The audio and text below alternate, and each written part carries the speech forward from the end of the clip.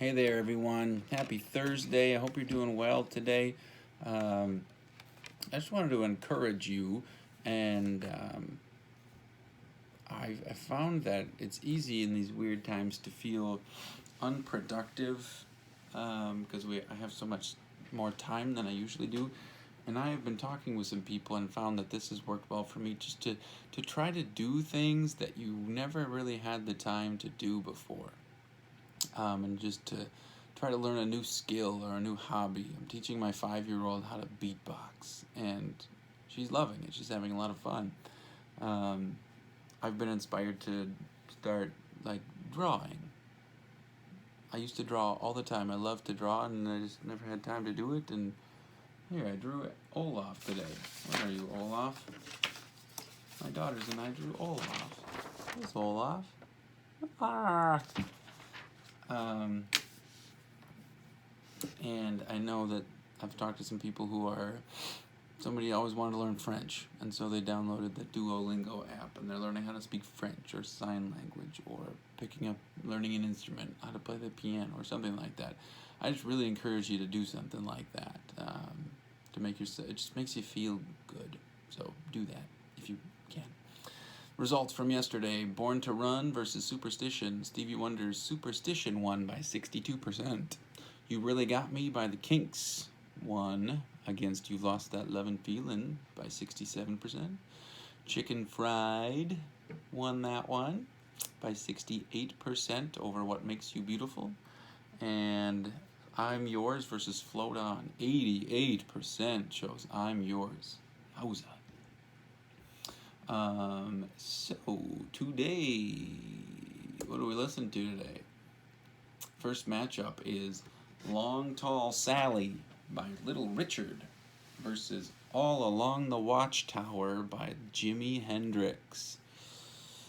Ooh, good stuff. Let's start with Long Tall Sally. So, Little Richard. He was an African American in the 50s and 60s, piano player, singer, super high energy, fabulous musician. He was having a hard time getting radio airtime. And actually, because of another singer, a white singer named Pat Boone. There was a song called Tutti Frutti, and Little Richard did it, but was having a hard time getting played on white radio stations, so Pat Boone did a version, and it went to #1. That stinks for Little Richard.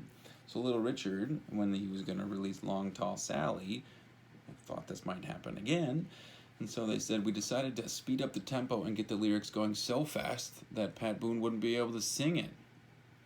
And it proved to be Little Richard's biggest hit, but unfazed by this, Pat Boone tried it anyways, but it only went to #8. So a victory for Little Richard there. Sometimes you get some meaningful backstories on these songs. This one is so weird, I just have to say it. They said that there really was a long, tall Sally. Little Richard explained that Sally was a friend of the family who was always drinking. He described her as tall and ugly, with just 2 teeth. She was having an affair with John, who was married to Mary, who they called Short Fat Fanny. John and Mary would get in fights on the weekends, and when he saw her coming, he would duck back into a little alley to avoid her. Those are straight up lyrics from the song. So, yeah. That's what the song's about. There's 2 links on this one. There's 2 links on a lot of these today. Don't feel like you have to listen to all of the song. Watch a minute of Little Richard performing this so you can see his performance style and his piano playing and everything and his singing style. And then the second one is the Beatles. You're going to hear a lot about the Beatles today. The Beatles doing their version of it. They had a really good relationship with Little Richard, and they loved this song. And so there's a video of them performing this in front of a live audience also. And I would encourage you to watch just a minute of that or so just to hear the difference in their performances. And then All Along the Watchtower by Jimi Hendrix. Jimi Hendrix is a name that I think you should know if you don't already. He was an American rock songwriter, singer, and most famously guitar player. Some tragic situations there. His mainstream career only lasted 4 years. He died when he was 27. There was some drug stuff and some other health conditions going on there. But he's regarded as one of the most influential guitar players in history. And I just read this today. The Rock and Roll Hall of Fame. Okay? It's a big deal. They said this about Jimi Hendrix. He is the greatest instrumentalist in the history of rock music. That is a very bold statement from the Rock and Roll Hall of Fame. So whether you agree or disagree, that's fine. It's just that shows you how good he actually was at playing the guitar. Some famous images of him from certain performances where he put his guitar down and lit it on fire and stuff like that. But so this song, All Along the Watchtower, is actually written and performed originally by Bob Dylan. And then Jimi Hendrix did the really famous version of it. And it took an interesting turn then. Bob Dylan liked Jimi Hendrix's version so much that he changed his own performance style for the years to come. So Bob Dylan writes it, Jimi Hendrix performs it differently. Bob Dylan likes this version better, so changes his own original. So interesting progression there. And so, yeah, so if you're not familiar with Jimi Hendrix, you'll get a taste of his guitar playing and singing style and everything like that today. And I also tagged or posted the Bob Dylan version, if you want to listen to 30 seconds of that, just to see what it started as, and then what it became eventually. It just sounds like a completely different song, and it kind of is. And then the second matchup is Layla by Derek and the Dominoes versus The Beatles, Let It Be. So Layla by Derek and the Dominoes. You wouldn't think that there would be a Beatles tie-in here, but there is. There's always a Beatles tie-in. So this band, one of the band members was Eric Clapton. We talked about him earlier in a song, Sunshine of Your Love. So he was in this group. And so George Harrison, one of the Beatles, his wife was named Patty. And that's who this song was written about. Because Eric Clapton and Patty had a little thing going on while she was married still to George Harrison. This is the weird part to me. Through it all and afterwards, Eric Clapton and George Harrison remained good friends, and George Harrison played music at Eric Clapton and Patty's wedding. That seems weird to me. I don't know. Maybe I'm missing something. Good for him, though. And so that's who it was originally written for. And there was this interview with Patty who said originally, like, she really likes the song Layla, but she can't stand it because she felt, because she was still married when it came out, and it was very public that this guy is in love with her, even though she's still married to a very, very famous person.